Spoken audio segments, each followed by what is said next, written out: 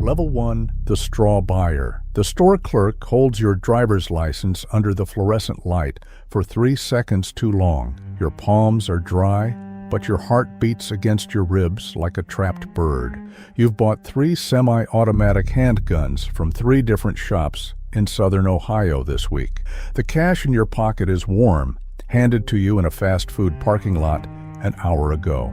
The clerk hands the card back and slides the yellow Form 4473 across the counter. You fill in the boxes with practiced ease, no felony record, no drug abuse. You are the perfect ghost. The rule of this level is simple. Never buy more than 2 at a time and never look at the security cameras. You make $200 per serial number. It is fast, easy money. But the paranoia follows you home. Every police cruiser in your rearview mirror feels like a federal raid waiting to happen. You tell yourself you are just a courier, that what happens to the metal after it leaves your hands is not your concern. Level 2, the highway mule. You don't use the interstate anymore. You drive the state routes, keeping the speedometer exactly 2 miles below the limit. Behind the rear seats of your pickup truck, welded into a custom steel compartment beneath the bed, are 42 pistols and 10 stripped lower receivers. You are driving the iron pipeline from Georgia to New York. If you get pulled over, you are looking at 10 to 15 years in a federal penitentiary. You keep a decoy diaper bag in the passenger seat and a family photo taped to the dashboard. The rules change here. You never stop for gas in the same county where you sleep.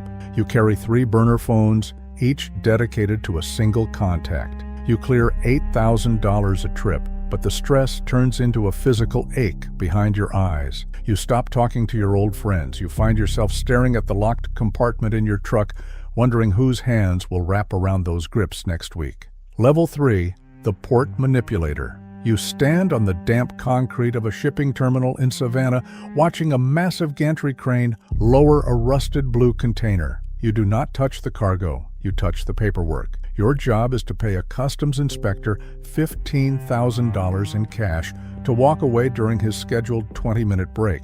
The manifest on your clipboard lists the contents of Container 409 as agricultural irrigation equipment. In reality, it contains 80 disassembled military-grade assault rifles packed inside grease-filled steel drums. You learn the value of the invisible code. You do not ask the buyers who they are. You do not ask the inspectors for their names.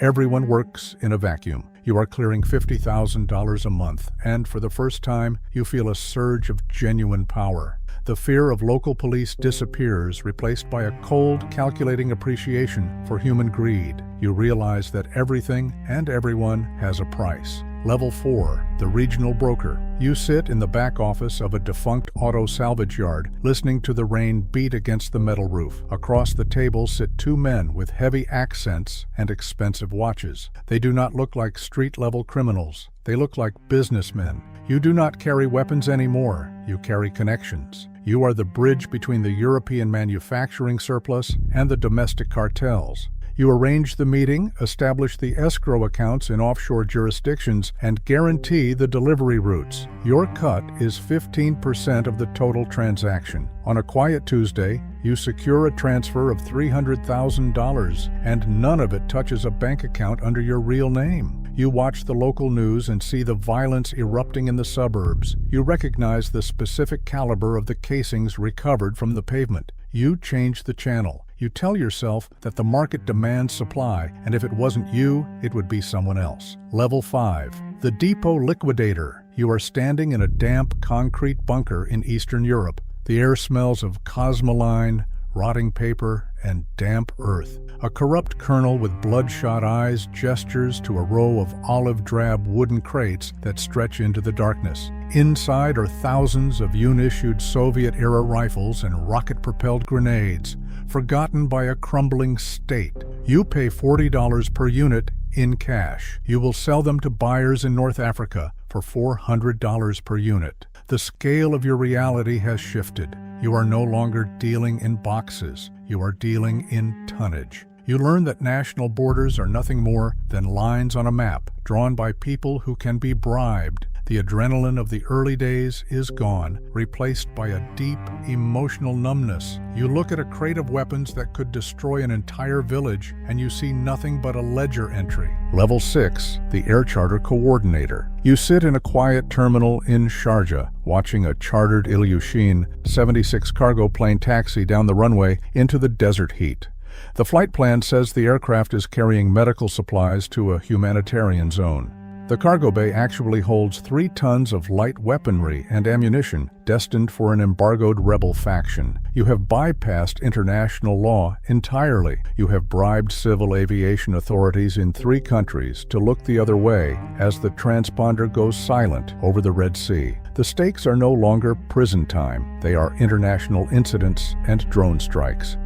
You earn over $1 million per flight, but you can no longer sleep without medication. Your life is a constant rotation of luxury hotels, secure satellite phones, and fake identities. You are an architect of conflicts you will never see, arming people whose languages you do not speak. Level 7, the Sovereign Intermediary. You wear a bespoke suit in a private dining room in Geneva. Your dining companion is a diplomat representing a sovereign nation. He hands you an end-user certificate, stamped and signed with official state seals. This document declares that his government is purchasing 10,000 assault rifles for its national police force. Both of you know the weapons will never reach his country. They will be diverted mid-transit to a paramilitary group officially designated as a terrorist organization by your own government. You are untouchable. Everything you do is technically legal under the cover of diplomatic immunity and state sovereign rights. You deal in tens of millions of dollars navigating the gray zones of international intelligence agencies. You realize that the global order is built on the very trade you facilitate.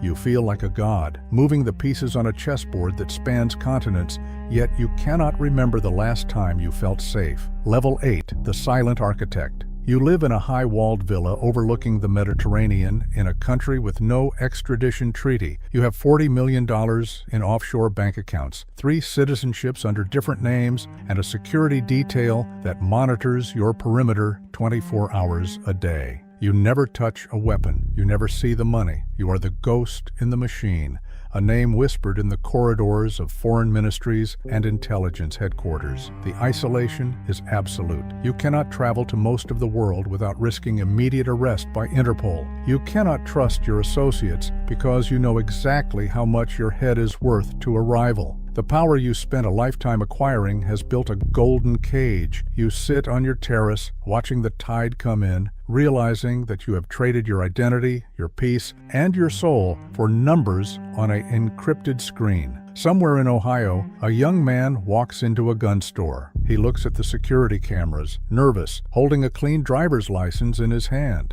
He thinks he understands the game. He doesn't, but he will.